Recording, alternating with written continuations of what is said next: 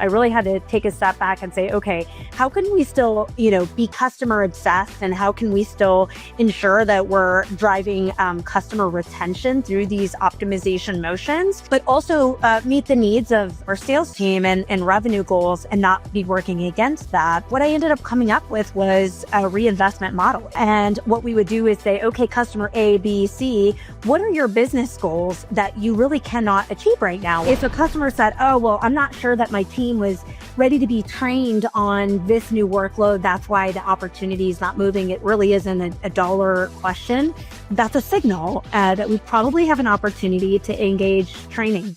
And we were actually able to increase productivity by over 145%. And we had the lesser of the headcount than the year before. So in this scenario, very glad to see that we were able to do that with the resources that I had. Welcome to Go-to-Market Science. In this podcast, we share tangible, actionable playbooks from the trenches, working as go-to-market strategy and RevOps consultants for our clients here at Union Square Consulting, and candid conversations with revenue leaders in the market that have been there. Now let's get into it. Today on Go-to-Market Science, we're joined by Betsy Matthies, VP of Global Revenue Operations and Enablement at GitHub. Betsy leads a unified RevOps org that covers sales ops, marketing ops, CS ops, and enablement across GitHub's entire go-to-market engine. Before GitHub, she spent 5 years at Amazon Web Services, where she ran teams that influenced over $10 billion in new business and turned a cost center team into a demand generation engine that saw 60% average growth. Today, we're breaking down how she consistently found revenue hiding inside go-to-market operations and what that looks like at a scale most companies will never reach versus what any RevOps leader listening to this today can apply right now. Thank you so much, Betsy, for joining me. Yes, thanks so much for having me on. Super excited for this conversation today. Awesome. So you've spent the last decade plus running RevOps at some of the biggest tech companies on the planet. Before we get into specific stories, what's different about how companies at that scale think about revenue operations versus what you see at companies in the $50 to $500 million range? I definitely think having lots of agility, because the market moves at such an incredibly fast pace, having the ability to adapt to not just what business needs are, but what customer needs are, and being able to, again, just like snap to the business needs and customer needs. And that really starts in RevOps. And we are the linchpin and the foundation for most of these organizations. And so being able to be agile is incredibly important. Absolutely. So let's start with a story from AWS, Amazon Web Services. So you took over a team that was calling customers to help them save money on their cloud spend. So that's a cost center function, right? You're taking money away from sales and revenue. But you turned it into a demand generation engine that saw 60% average growth with a full return in 5.5 months. So take us back to the beginning of that. What did you see in that team's customer access that everyone else was missing and the opportunity there? Yeah, great question. So the team, we had this very large team, about 150 team members. And just as you outlined, the team's whole goal was to help save customers money, which is incredibly important in the hyperscaler and cloud space.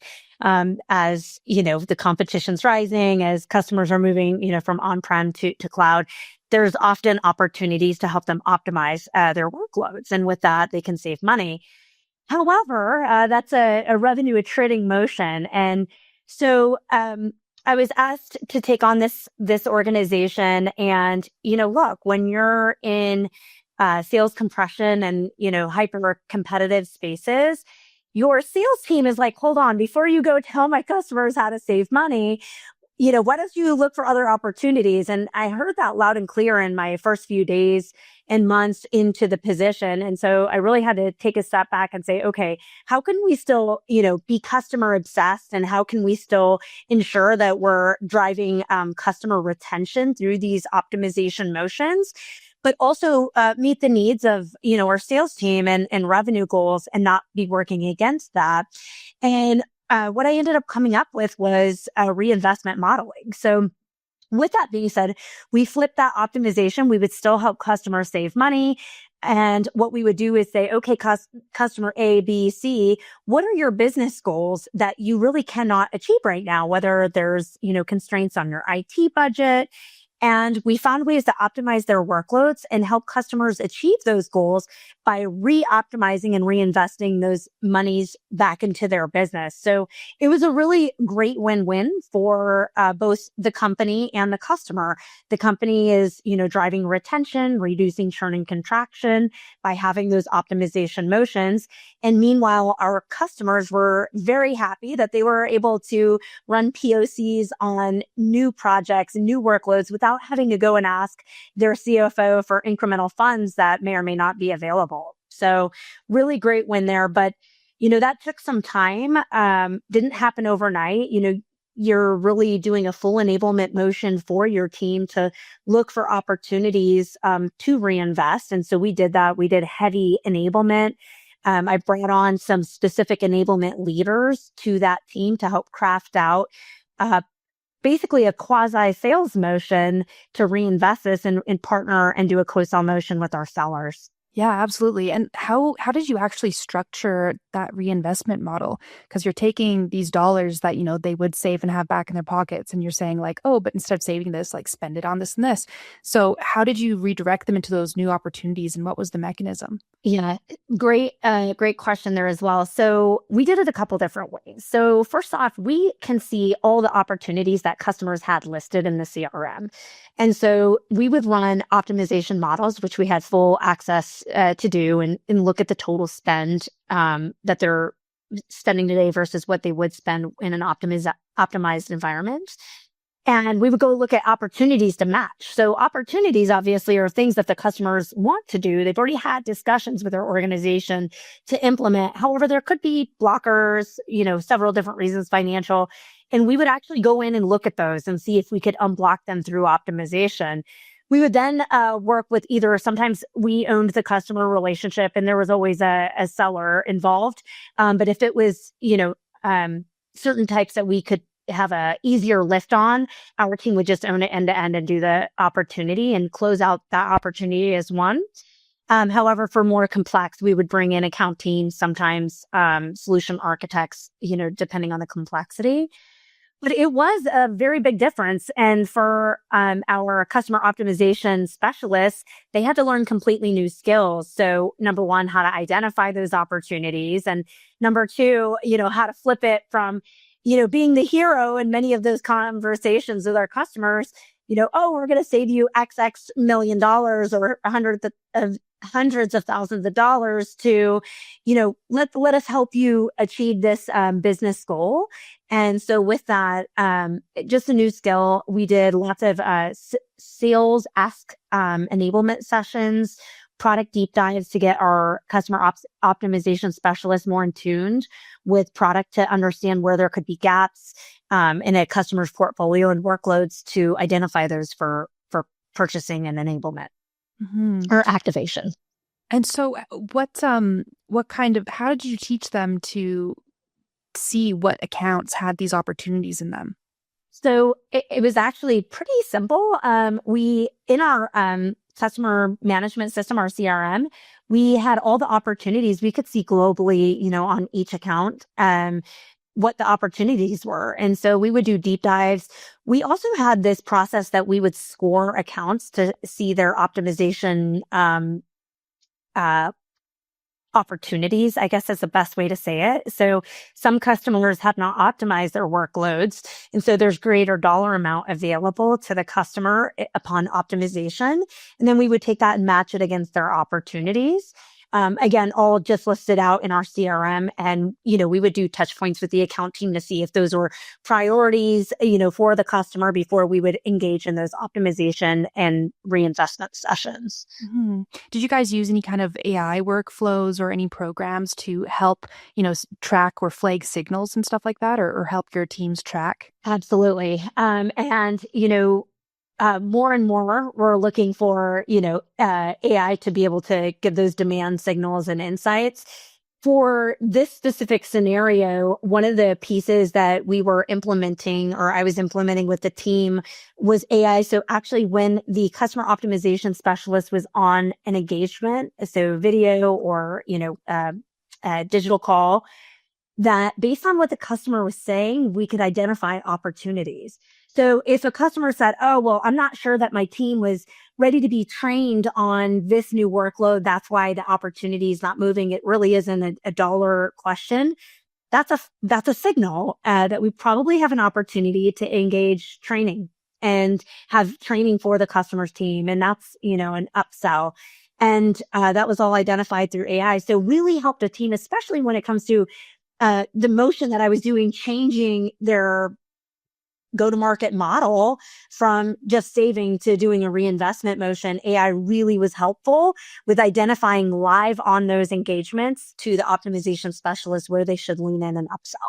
Awesome. And did you guys enforce any kind of coaching or review of reports and stuff like that to see if your CS teams are actually following up on the stuff in the CRM and following up on the signals and the opportunities? Absolutely. So with all things, data helps drive the organization. So we would actually score each of our customer optimization specialists based on their territory. So they were assigned and deployed very much like AEs or other, revenue generating quota carrying positions. However, they were not. But they had territories. And so with that, we could score their territories, how well optimized is your territory. We could even click down into specific sales territories, how well sellers' territories were optimized. And that's a signal for churn and contraction too. You want to have better optimization scores than not. Because otherwise, you could be seen as speeding in the account. And if a competitor would come in with much lower pricing, you're putting yourself at risk by not having well-optimized territories. So in short, yes, lots of data, more data than you could ever want around tracking and managing their workflow and their optimization of their territories. And what are some examples of these operational opportunities for reinvestment that you were flagging in these accounts? Yeah, I will give you a precise one without sharing, proprietary information.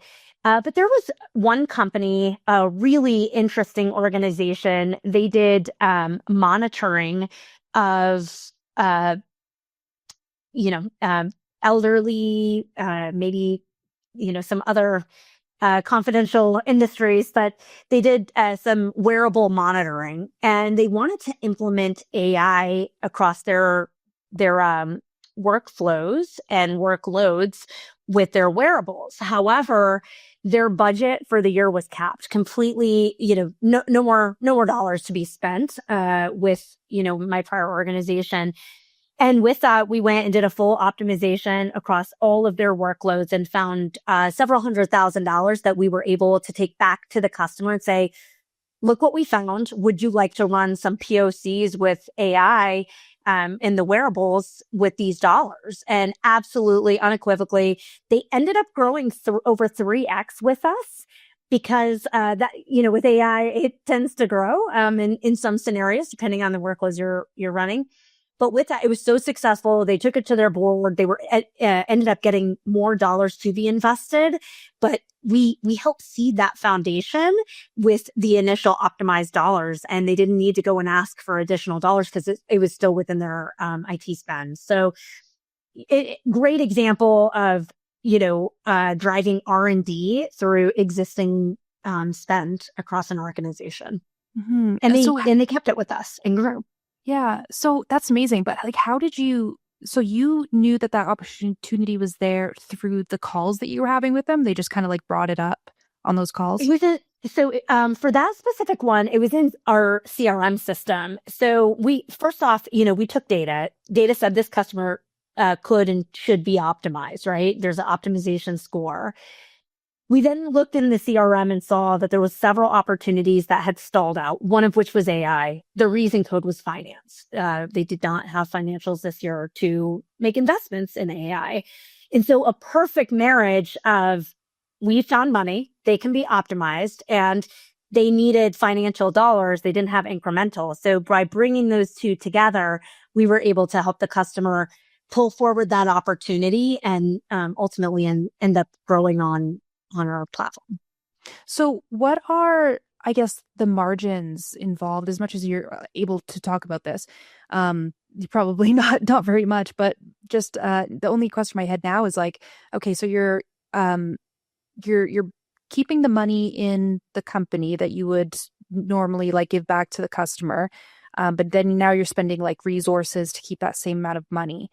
Is that, like investment wise, the long-term ROI on that, is it like now they have more projects going, now they're able to invest more, so it turns out to be like a net positive overall? So yes, net positive overall. Margins, there is a lot there to unpack. Margins can vary based on, the AI models being used, the consumption rate of those AI models versus other products that could or would have been consumed. But for this purpose and for the team's purpose, we ended up seeing on average 3 months 3 months bounce back rate to optimization. So what we found is even in a scenario not focused on AI, where and when we did optimization, it took only 3 months for customers to bounce back to their original spend if they did not do a reinvest motion. And so what was nice is it wasn't revenue attriting. And to your point around margin, that would have been lost margin if the customer would go somewhere else due to pricing, maybe better pricing with a competitor. And so you're really preserving, it was more of a churning contraction question versus margin compression, if that makes sense. Now, in that scenario I just shared about the wearables organization, very high margin. And obviously they ended up growing 3x in a very short time, because once they had implemented AI across their product, they had high consumption of it. And so we ended up growing very, very quickly there. So long term, I guess in short to answer, like margin has a lot of variability, but it was seen as a win because customers ended up being stickier to the organization by seeing that good faith effort of optimization and helping them achieve their business goals by bringing them dollars to reinvest within their own business. Absolutely. So this is just a way to like keep that NRR up and keep churn really low.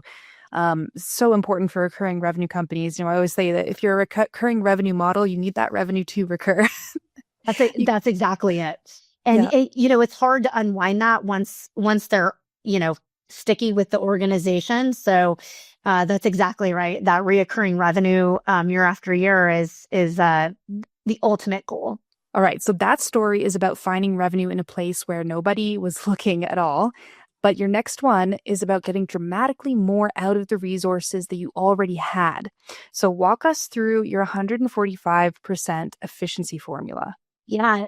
So in this scenario that I was in, I had taken over a new position, brand new team. And this team, had very loose KPIs, I should say. Wasn't really sure who is doing what where. And after a really intense deep dive, first 90 days getting in, listening, learning, understanding, there was a lot of opportunity to drive efficiency across the way that we were working. And so that was through several different pieces, including workflow management, but most importantly, AI implementation. And in short, we were impacted by a reduction in force. And so with that, I was kind of put in a position like the demand for work was continuing to grow. I needed to find a solve for the workflow that was coming in. And so the solution there was to implement AI. And fortunate for the type of work that was being done, it was very manual. And it was, in short, it was a bid and proposal management team, a deal desk type team. And we were doing several tens of billions of dollars, influencing the largest deals at a hyperscaler. And with that, here we are, we had some reductions in force. What do we do? Business is still demanding, more RFPs than ever before, RFQs and RFIs. So I implemented and worked with the team on an AI tool. So what this tool would do would bring the RFPs, RFXs of any type, RFPs, RFQs, RFIs, score them, and then to help us determine, should these be managed by, a human, or could they be parsed out by this tool that was created and then ultimately QA'd by a human, final edits, touches. And we were actually able to increase productivity by over 145%, literally year over year, how many RFXs that we were able to conduct and complete year over year, massive increase. And we had the lesser of the headcount than the year before. And so I think by, look, is it a forcing function sometimes and very unfortunate to have reduction in force? It can sometimes force your hand in implementing and looking for creative ways so that your teams don't burn out and that you're still able to deliver for your customers and your sales organization, because business doesn't stop. And so in this scenario, very glad to see that we were able to do that with the resources that I had. Mm-hmm. And that's so important these days too, because everyone is using AI. The expectations for efficiency has been pushed just so far beyond what the average human being can sit down at their desk and do every day.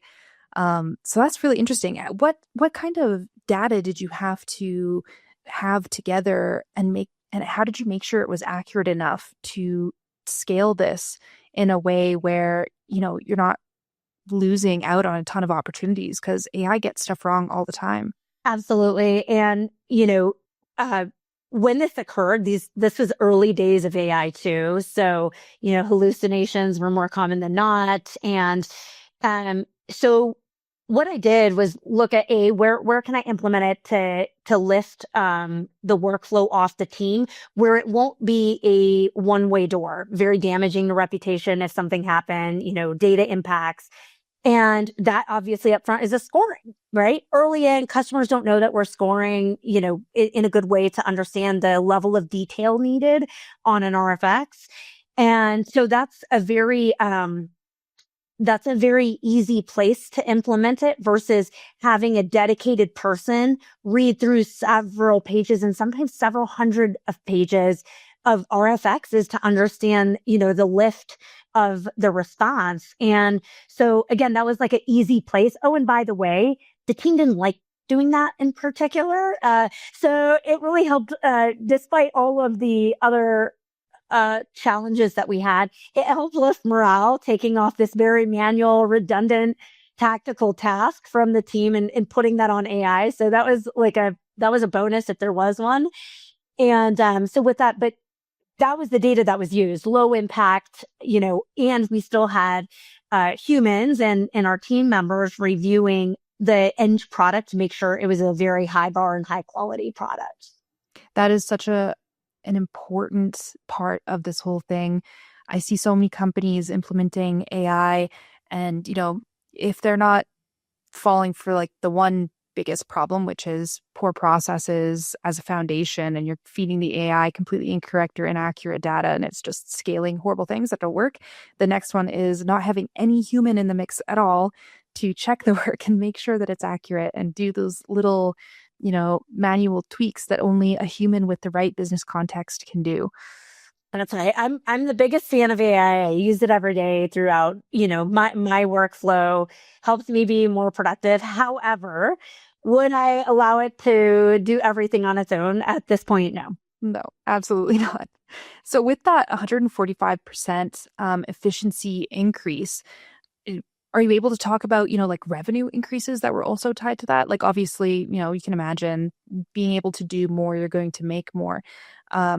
Was it, a kind of around the number that you expected it to be, or was it over and above, or where was that? Yeah.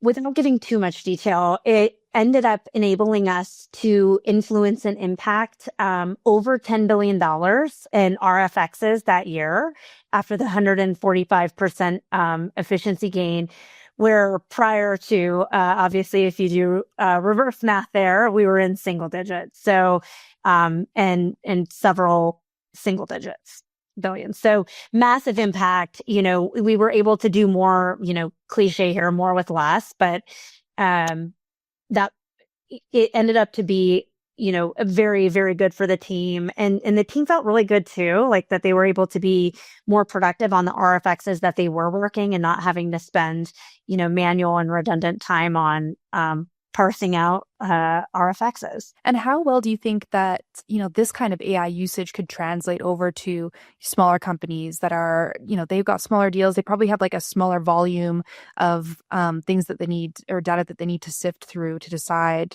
who gets the human touch, who gets the AI touch.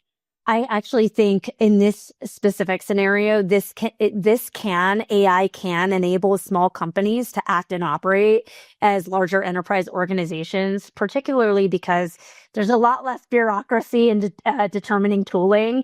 And so, find the tool that works for your organization. And what's great is you can now have an RFX team or a bid management and proposal management team without hiring 25 people, right? You can, have access to the same outputs as large organizations with a lot of the great tooling that's out there now. So I actually think it puts small, medium businesses in a really great competitive position. It gives more accessibility to some of the tools and skill sets that prior to AI had to be hired and was bespoke and sometimes even accessed and only available to, large enterprises. Quick pause. Everything we talk about on this show, diagnosing go-to-market ops, prioritizing projects for revenue impact, processes, metrics, insights, building a predictable go-to-market engine, we've built frameworks for all of it. They're free and ungated on our website, unionsquareconsulting.com/frameworks. The link will also be in the show notes, so make sure you check that out. All right, back to the episode. All right, so we're going to transition to the next story here. So we've talked about, turning that cost center into a pipeline source, getting dramatically more efficient with the resources you have. The next one is about walking into something that's outright broken. So you took a $500 million P&L from bottom performing in its region to number 2. That's crazy. What was the diagnosis when you walked in? So what was actually failing and falling apart? Oh my goodness. This is probably like one of the highlights, one of my proudest professional accomplishments. You teed it up perfectly. It was absolutely a failing business. The prior VPs of sales prior to me had been, exited the business. And so, coming in, I think it was upfront. It's like, okay, a really big challenge. It's very clear. The market was so bad. We were on a CEO level review every month. And so a lot of just inspection. But my initial diagnosis, I kind of took it a couple different pieces here I'll walk through. So number one, we didn't have a very strong leadership presence in the market. So in the first 100 days that I was there, I met with our top 100 customers and any customers that were flagged for churn and contraction because I wanted to stop the bleeding. So that was number one, is like rebuild our presence in the market, get in a room with customers, hear and understand what they needed, what they wanted, and why we were in this position. So that was number one. Number two was like ops rigor, sales ops rigor, and we lacked it. I had blind spots everywhere. I didn't know who was churning, who was growing, what my top sellers were able to accomplish and how, who my bottom sellers were. So really doing a full revamp of the sales operation motions and implementing things such as win rooms to remove roadblocks from my district sales manager and my sellers, obstacles and paths to get deals done. We did top deals, reviewing the absolute top deals, what we needed to close those out. I ended up doing a churn and contraction weekly call because it was so bad. We were bleeding customers at a very rapid rate. And so understanding where the bleed was coming from and helping stop that, as well as putting together, actually, this is pre-LLM language learning models. but ended up having our finance team put together a really great model to understand when customers stop purchasing that it would flag us. And some of that was seasonal, and we would walk through those. And then I think the other piece that we were able to build out at my request was like a next best action. So for example, if let's just say there's a customer that is a breakfast restaurant and they were only purchasing eggs, we knew that there was an opportunity to sell in milk and bacon and pancake mix and other things.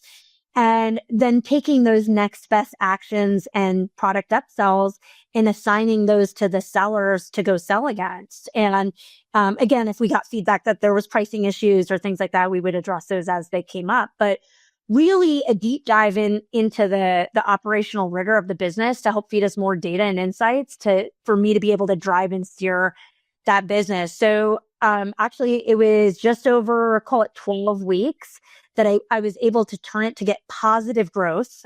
So again, I came in negative double digits. And so I ended up coming off of that monthly CEO Red review. And from there, it was like really great success. The team felt good. Lots of great wins after that. Yeah. And wait, how many weeks is that? Say 12 weeks? It was about 12 weeks, 3 months. 12 weeks. Yeah. That's before we insane. started to see. Yeah. But I think it was, it was a lot of things. So by meeting with the customers, for example, those top 100 customers in 100 days, I was able to get renegotiated opportunities, referrals, because people saw faith in leadership. I was able to get a couple large enterprises signed as well. And so by starting there and like getting some wins, it really put some wind in our sails to move forward and stop the bleeding and all the things. Yeah. I have so many questions on this. Okay, first, so you said you came in and like the data was just not there. Like you could not trust it. You could not see anything. What specifically was missing, or why was it so bad? Why were there so many gaps in your data? That's a great question. I think some of it was it just hadn't been built or asked for. And I think, maybe prior leaders were okay flying blind and, just go more off of gut feel and feedback from the field. There was basic data available around, okay, you're down 12%. Like we knew that. However, we could break it down by account, but there was nothing like very directional. It was look in the rearview mirror. This is what you've already lost. Versus looking forward, having, signals and insights, and leveraging those to give the field something to go execute against to win. And so by building out those mechanisms and operational rigor, I was able to take that and have something tangible to action against, which then equated to results and impact. Yeah. And that's crazy because like that's essentially what we do at Union Square Consulting is, take companies from that place and bring them to what you achieved in 12 weeks. And it can't happen that quickly. I always think, because we work mostly with the 500 or 50 to $500 million range companies, I always imagine these like much bigger companies as having at least the foundations together to have this data. So it's always kind of jarring to hear of these like really, really big companies that still don't have that. Maybe we should look up market more. I don't know. I think so. It's not out of malintent. I think it's, when absolutely. customers start, they grow so fast. And, within that, sometimes you're trapped in like doing the day-to-day, the tactical, and there's no time to kind of look up, breathe, and understand like what is going to get us to the next $10 million and the next $20 million. And I also think sometimes you get stasis in a business where it's like, this is what's always worked for us. We're just going to continue to do this. And so by having the right leadership to, understand and identify and think more strategically beyond just what works today, I think is incredibly important when you're driving and trying to scale a large organization to growth. Absolutely. And that's, the position that most of our prospects and clients are in. They spend all of their time like fixing these ad hoc fire drills or just trying to grow the company, get the next new business contract signed. They don't have the time to work in the business. It's too much. Or I guess working on the business. Yeah, they're spending too much time like in the business, not enough time on the business. But yeah, there's so much revenue that is, can be captured if you just have these fundamentals in place, have these processes in place, have a system where you can actually pull up a report and see what's going on and be able to make decisions off of that. We're very passionate about that, as you can tell. As you should be, because really, it's about investing in your future organization. And, if you could snap to 5 years in the future, you will thank your future self if you have those systems and that operational rigor, because you won't have to build it when you're much bigger. It's what paves the path to growth. Absolutely. And it's funny you said 12 weeks because 3 months is all it not always, but 3 months is all it can really take to get to that place where you're starting to scale from there. And I'm not saying this to try and plug what we do or anything, but that's why we have our 3 month, forget what we're calling it, 3 month guarantee, I suppose. You can sign with us for 3 months. And if you're not seeing anything in that time, because it takes just about that much time to actually see stuff move. I think a lot of people imagine it being this huge undertaking. And it is a big undertaking, but it's not something that's going to take 5 years to see results from. You can see results from it within a quarter. So let's break down what you actually built. So let's start with the win rooms. What did that actually look like, and how did you put that together? Yeah, so win rooms, it was every Friday. And what we would do is we would ask, or I would ask the sales leaders to bring me top deals from each of their teams. And so I would expect one deal from every team, because they hopefully have at least one deal per every team every week. And we would go through what are the blockers. And in the specific meeting was actually called POP, prioritizing our prospects. And it was in short a win room, and it was a very detailed overview, just a quick one pager from the actual seller on where they were at, who was their stakeholder, what they were dealing with, what they thought was needed to close the deal.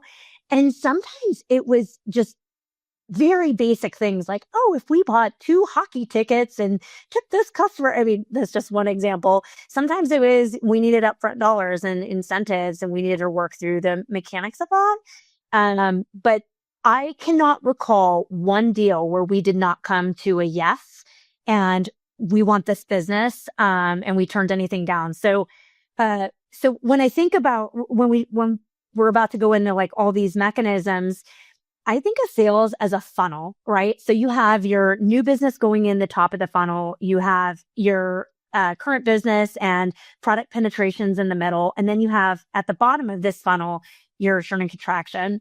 And so if you can control 2 of 3 of those, hopefully all of them, but if you can control and outweigh 2 of the 3, you can be very successful. And so through the outline of the mechanisms that we're about to talk to, I'll share to where each of those are in that funnel. That POP was to put new business in the top. So what were the other mechanisms and processes that you had to put into place to do this, make this turnaround? So the other one I'm happy to share on, and I think is applicable to any business, is the churn and contraction model. So I ended up having our finance team build out where we were bleeding and looking for trends. And it ended up being a very sophisticated Excel spreadsheet. This is, again, prior to LLMs that can now look at trends and tell you where your churn is. But with that, we would look at a 12 trailing week and see when customers started to dip off. And it was very true. Once we nailed and locked the model, basically the macros in the model, you could see when a customer was getting ready to churn. And so if we started monitoring that customer at about 6 weeks, sometimes even sooner, if there was dramatic drop off, we would go and intervene. Mr. and Mrs. Customer, what's going on here? I see you no longer purchase XYZ product from us. Where did that go? So we could intervene much sooner, and it helped us really prevent further loss of the customer base. And again, back to that funnel, it stopped the bleed and the churn coming out of the bottom of the sales funnel. Yeah. So very, very helpful to understand where you're churning your business. Absolutely. Especially if you're really, really focused on bringing more into the pipeline and trying to sell more businesses, like you were saying before. If those customers you churn within 6 months or a year, you're losing out on so much money. And it's a lot harder to win a customer now. It's a Absolutely. lot harder to get new business. And so, if you're working so hard at the top of that sales cycle and funnel to bring on new business and it's just churning out of the bottom of the funnel, you're going to have to work 10 times harder. It's so, where you can control that, it's just well worth the time spent. The longer they're actually a customer of yours, the higher the lifetime value, and it evens out that CAC. So your LTV CAC, much healthier ratio. Again, like recurring revenue businesses, your revenue needs to occur. You got to like stop these leaks. It means great to focus on the top of the funnel. It's great to like get new logos and get new business and pipeline generation. But man, if it's all leaking out everywhere, you're not really doing much good. That's right. Yeah. Very much agree. So very successful for us. Mm-hmm. All right. So we've talked a lot about, these playbooks at big, massive companies with big data infrastructures and tooling budgets and deep teams. For the RevOps leader or CRO that's at a maybe $100 million company or around there listening right now with 5 people on their team and Salesforce or whatever they've got, when you look at what you just walked us through, what translates to their world and what doesn't?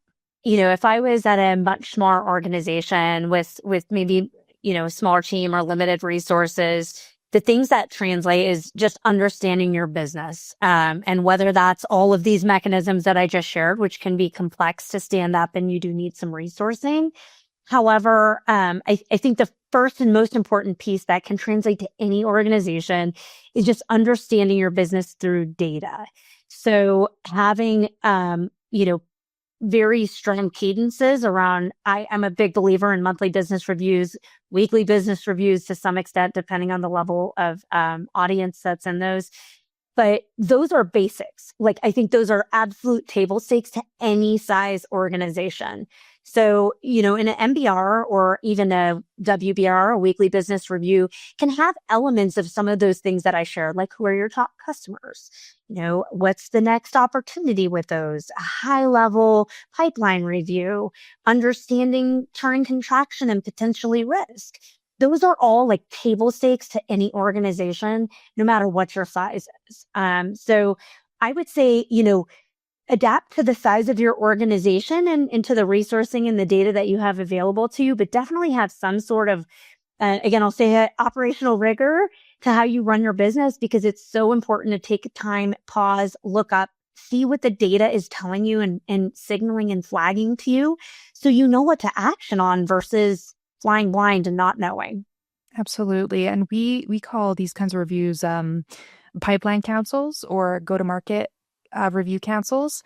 So just having everybody in on this meeting who has anything to do with revenue. So even like product, customer success, absolutely. Like all the head people, go-to-market ops or RevOps is running it. And just talk about, any issues that you have in your own department that is affecting revenue.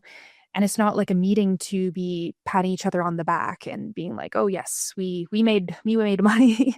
It's like hold no punches, really bring up these issues and hash them out and find actual solutions on these meetings, that everyone has an action plan going forward to put it all into place and find and like put that solution into place.